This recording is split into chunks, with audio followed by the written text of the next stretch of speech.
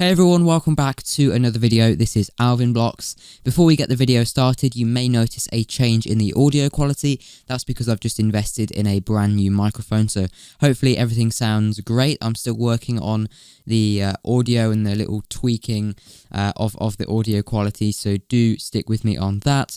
But today I'm going to be showing you values in Roblox, value objects, and what they're useful for. So let's get straight into the video.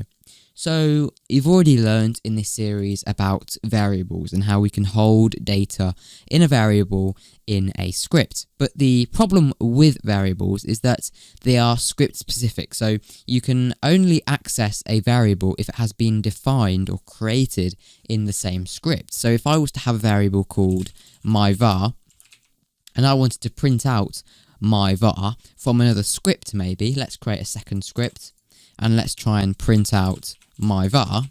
If we were to run this code, then the game would say nil, because in this script it has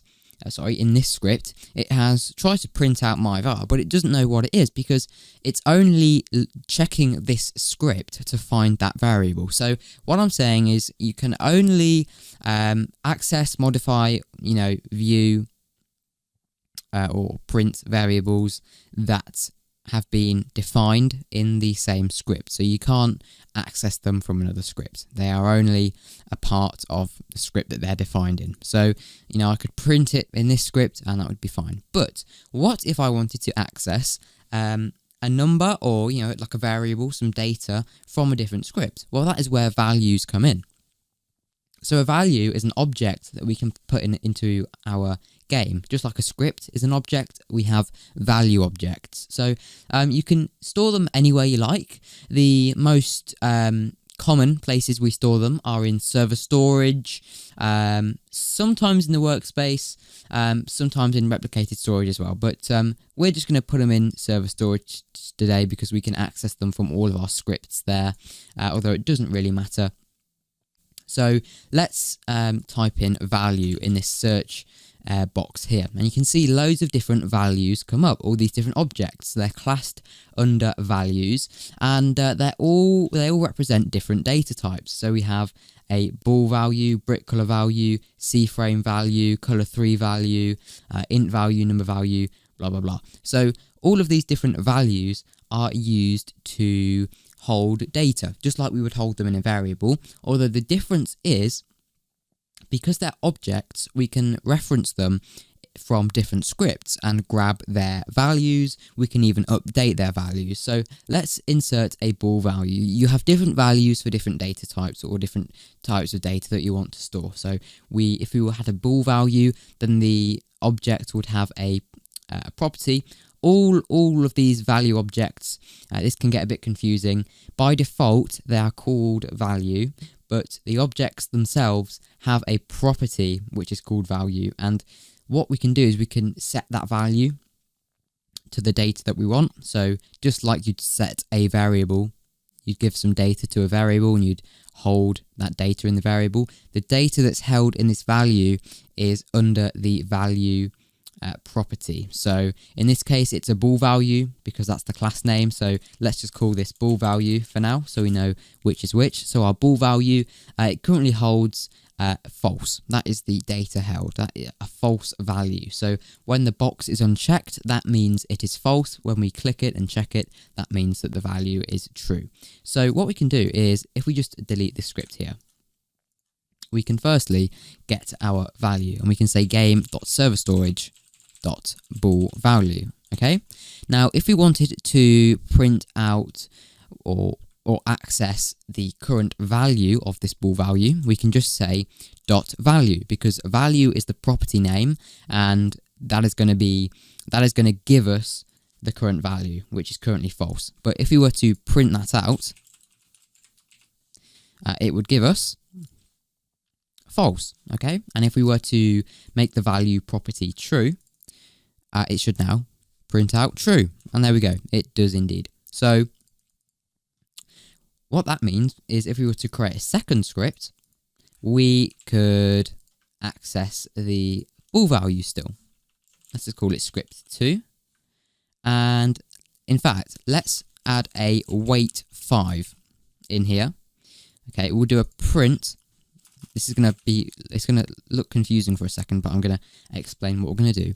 So in script 2, we are firstly printing out the value, then we're going to wait 5 seconds and print it again. Then in our second script over here, or our first script, we can set the value to something different. So let's do a wait 3 here. And then after 3 seconds, let's just get rid of this print here. And to actually set a value to change the value, we have to firstly get the value property, and then we can say equals, and then we can set it to our data. Now, because this is a bool value, it will only take true or false value. So I'm going to set it to true. So what's going to happen is script number 2 is firstly going to print out the value property of the bool value. Then after 3 seconds, script number 1 is going to change that value to true. And then what's going to happen in script 2, after that 5 seconds, it's going to print out the value again, and it should have changed. So let's have a look at what happens. Let's just clear our output and run the script again. So it prints out true, and then after 5 seconds, it should have been changed by the other script, and it is still true. Oh, that's because we accidentally left it set on true. So if we were to try it again, you see it's originally false, and then it suddenly gets changed. You only just saw that there. It gets changed, and then it gets printed as true. Let me just show you again in case you're confused. So to start off with, it's false. After 3 seconds, our first script will change it to true, and then after that 5 seconds have passed, it will print out true. So what's happened is we're basically using 2 scripts here. One script is getting the value, and another script is setting the value. But you can set a value and also get a value from the same script. I was only doing this method to demonstrate that you can access a value object from any script in your game, as long as it's a server script. If a bool value was stored in, say, the starter GUI or starter pack, then it would be stored on a player's computer on the client, so you'd only be able to get them from local scripts in the starter GUI, starter pack, or in the player. But if it's in, say, server storage, server script service, or the workspace, then you could only get it from server scripts that are in server script service, server storage, or workspace. And replicated storage, that's a bit of a funny one actually. If you had a value in replicated storage, you would be able to get it, so read it from the client and also from the server, but you'd only be able to update it to change that value from the server. And that's because if the client was given permission to edit a value, then they could basically exploit the game. For example, if you had a status value in here, which was updated by the server and then read to on all the clients, so all the players in the game read this bool value, say it was a string value and it stored some text to go up here in a GUI, maybe like an intermission, and then it says round starting in 3, 2, 1, blah, blah, blah. It would only be able to be read from on the client, but the server would be able to write to that value. Let me give you a few more examples of values then, because we have got quite a few. Let's just type in value. We have string value here, so same thing again, it inserts itself and it just calls it value, so I'm going to change the name to string value. And because it is a string value, it can only take a string, so let's just change the name to string value. So string value.value, we couldn't set it to true. If we set it to true, if we try to set it to true, we're going to get an error. Okay, it's going to say bad argument. We can't do that because it expected a string and instead it got a bool value, a boolean. So we can give it some text. So it's a string, so it's in speech marks. Let's just say hello. Run the script. After 3 seconds, our value should update to hello. There we go. So we have just written to that value. And same thing again, we can print out the value. And you may be thinking, okay, what's the point of just printing out values? But they are really, really useful. So if I set this value to hey there, and then after 3 seconds, we print out what that value is set to, it's going to print out hey there. So this is useful, for example, if you have a status value, you could have a status value in the replicated storage, then you could write to that value, just like we did here, to update it, and then say in a GUI you could have a script that gets the value of that string value and puts it as the text of a GUI, for example. So very, very useful. And also if you want that script communication between two scripts and you want to get some data that you have stored in another script in a variable, well, you can use values like the string value to share that data between two scripts and to communicate with them. Another example, you could have an int value and a number value. They are quite similar. Let me just show you. So we have int value, number value. An int value will only take integer numbers, so like 1, 2, 3, 4.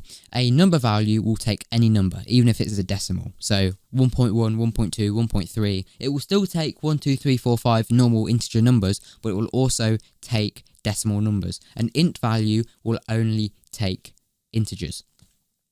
So you could have an int value with the number of players still alive in your game. And when somebody dies, in one script, that you could have like an event which is triggered when somebody dies, you could decrease that value by 1. In another script, you could be constantly checking that value to see if it is set to 0. So if there's 0 players left, you want to end your game. So you can see how scripts will work together to not only set values, but to get them to read from them. So that's why they're so powerful and so they're really, really helpful in Roblox development. Now I'm going to just show you one more example here. We have a C-frame value. Now a C-frame value, if you're not too good with C-frame, it's basically like a position value, but it also has rotation, so it tells an object how it should be positioned and rotated. And you can see it has no value property. Well, it actually does have a value property, but it's hidden in the properties window. And if you want to set a C-frame value, you would have to actually do it in a script. So for example, if I was to say game.serverstorage.cframe.value, I would have to set it like this. So I'd have to give it a C-frame. Okay, for example, I'm just going to give it a C-frame here, but you can only set it from a script. You'd still be able to get it though. So you could do this. Let's just see if this works. So if I just add a wait in here and I set the value and then I try and get it as well, you can see I've set it and then I'm also able to get it and print its values, okay? And it has X, Y and Z values as well for the 3 coordinates. So that's just an example. You probably won't need to use C-frame values yet, but there's all sorts of different values. Have a play with them. Some are pretty cool. You can actually set them from the value, so you could set a color to a color 3 value and then you'd be able to actually get the color from that value. A good use case for that would be if you had a whole script that created GUIs with different colors, and you just had a default red color, maybe like a color scheme. You want to keep the same red color throughout all of your GUIs and the same green color. You could set your red to a certain color, and then all your GUIs, when you have to set a color, you could just get the value from this color 3 value, and then that way you could, if you wanted to change the color of your GUIs a little bit, you'd only have to change this one color here, and the scripts would do all the work for you. But there you go. There's an example and a couple of examples of how values work. Again, I have just got a new mic, so let me know what you think of the audio quality. I'm going to refine it over the next couple of videos, make it sound really, really cool. Also as well, a great thing about this microphone is that you won't be able to hear the keyboard as much. This is just me typing on it right now. So you can see it's not as loud as it was before, so hopefully this will be a good microphone. And if you enjoyed this video, please do click the subscribe button. It's in the middle of your screen now, or you can click the Alvin Blocks logo in the middle of your screen, or you can click the subscribe button down below. Don't forget to like, comment if you have any questions or ideas for further videos, and thanks for watching. I'll see you in the next one.